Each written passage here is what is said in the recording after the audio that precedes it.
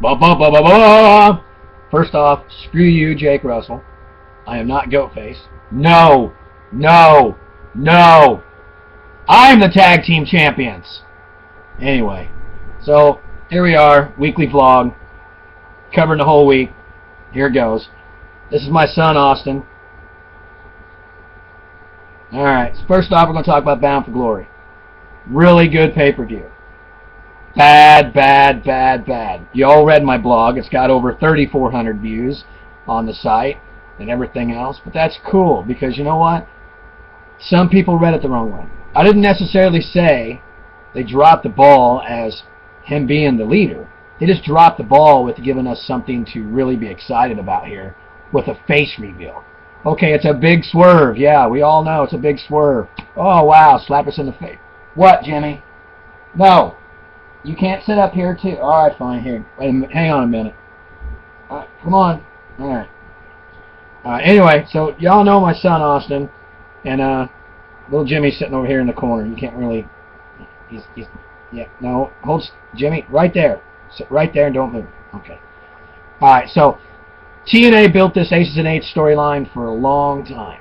It's probably one of the better storylines they've actually pulled, especially since they pulled this whole AJ, I'm pregnant line with this crack whore. Oh! It's the stupidest storyline I think I've ever seen, except for the Shockmaster. That was pretty dumb. Anyway, with revealing Devon, whether he's a mule, whether he's a leader, or just the voice, was a good idea for TNA to do, because it did throw a swerve in there, okay? We got hit right in the nose with a curveball. A lot of the other people out there who take it the opposite way, saying that Devon was removed because of the fact that they needed to put a name out there so that it would be better for everybody to think that, oh, so-and-so's a leader and everything else. Now, point of it is, the storyline is going to develop. We all knew that Aces and Eights was going to win at the pay-per-view, so they can stick around for God knows how many more months, possibly just to Genesis, and we won't be able to see them anymore, which could be a good thing. Or, come Genesis time, we might see who the actual real person behind the whole madness is. We've all read the names of who's all involved. We've all read the rumors around the internet of who's going to be the leader and who's not going to be the leader. So we all know what's going to happen in the storyline. They're going to come out, they're going to punch us in the other side of the face with, you know, who the leader is and everything that's going on there. And then we'll find out what really goes on. Devon's point of making everybody think that he left and went to WWE was a good move. I really don't think they should have just unveiled Devon's face as the only face uncovered at Bound for Glory. They should have given us one other one. But whatever. Anyway, moving on. Ryback Goldberg.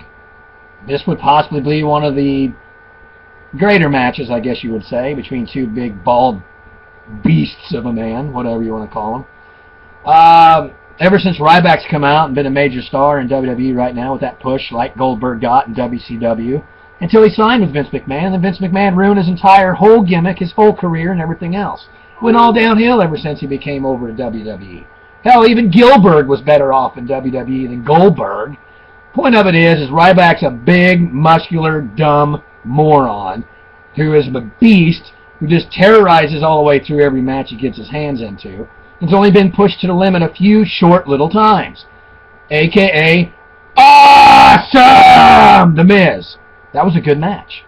Okay? It gave Ryback that slight little push to the rung he needed to climb to at the point in time. Point of it is Ryback's getting a push for the WWE title at Hell in a Cell already. Give me a flipping break. Come on. We all know what's going to happen. John Cena's injured and can't really take the whole deal. He wasn't medically cleared, so they put Ryback in there. They didn't have any other choice. So the whole point of Hell in a Cell is going to be Ryback beats the living dog snot out of CM Punk to the point where everybody in the arena and everybody watching around the world is going to think Ryback's getting a WWE title. No, it's not going to happen like that. CM Punk's going to get his ass whipped to the point where CM Punk's crawling and begging and bleeding and pleading. Notice I rhymed a little there, right? To get away from this monster. It's not going to happen. Do I see an altercation where John Cena gets involved somehow? Yeah, probably. But we'll have to find out come Hell in a Cell. Point of it is CM Punk's going to get beaten down like a little redheaded stepchild. No pun towards Ketchup Man, Mayonnaise Face, Sheamus or anything. or anything like that. Point of it is Ryback's not going to get a WWE title. If they give Ryback a WWE title, they've ruined his whole gimmick like they did when they brought Brock Lesnar back and made him lose to John Cena in Extreme Rules. Okay? So they had to use Triple H to get Brock Lesnar over again. Moving on. CM Punk, probably one of the most hated men in WWE history at this time. Jeff Hardy winning the TNA heavyweight title from A-Dub. Was it a good move? It was a good push for A-Dub to have to stand in there with a match against one of the greatest in professional wrestling at this time, and we've seen him all over the place. He's one of the great high flyers. He is a good champion and everything else. Point of it is, Jeff Hardy's contract was coming up. TNA needed a way to keep him around for just a little while because he's the biggest merchandise seller there is for TNA and TNA history at this point in time. Okay? So here's what we did. We went ahead and pushed A-Dub, which was a really good match. Don't get me wrong there. I was waiting for it to happen. Alright? But they give Jeff Hardy the title so they can keep him around a little while longer because of his contract status. Alright? Now, do I see A-Dub getting revenge and taking his title back pretty quick? Yeah, I do. I see this being strung out from being a match that's like this to a couple of matches that end up like this over the next 3 or 4 months. Okay? Want to see that? He's a Cardinals fan. What, Jimmy? Shut up. No, you can't have a cookie, Jimmy. If you want a cookie, you got to go ask my wife. Go in there and ask her. Little Jimmy want a cookie? See, little Jimmy gets a cookie. Last but not least, I just posted this to RSN a few moments ago. It's the video footage has been released by the news outlet that covered Shawn Daivari choking out a drunken man on a train. Now, you watch the entire video, it shows the whole footage.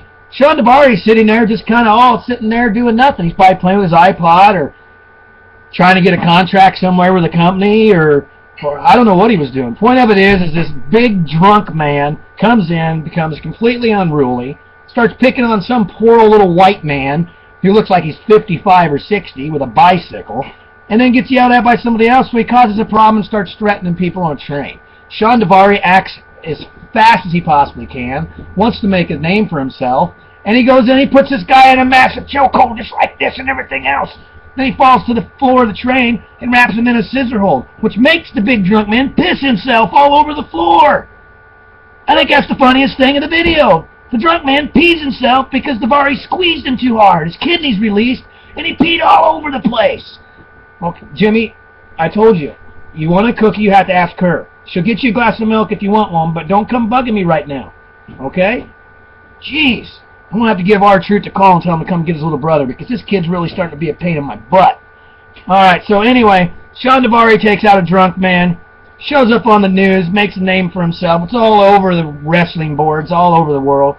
Watch the video right there on RSN. It was awesome. Anyway, if I missed anything for the week, I guess I missed it. But point of it is that SmackDown hasn't aired yet. Well, actually it did. It just hasn't shown for us here in TV land around here. But everything else. We all saw that Jerry Lawler's made his comeback. Thumbs up, buddy. It's good to see you back. I can't wait to see you sitting next to JR and Michael Cole.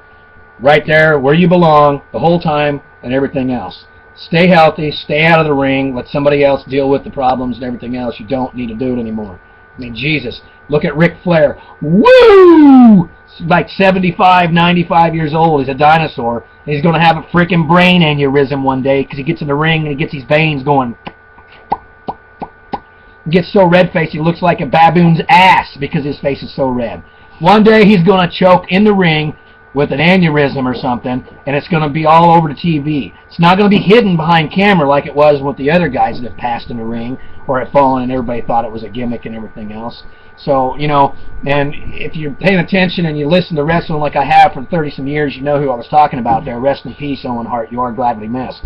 Point of it is, that's it for the vlog of RSN and the weekly wrestling talk. You don't like it too damn bad. That's just how it goes. Woo!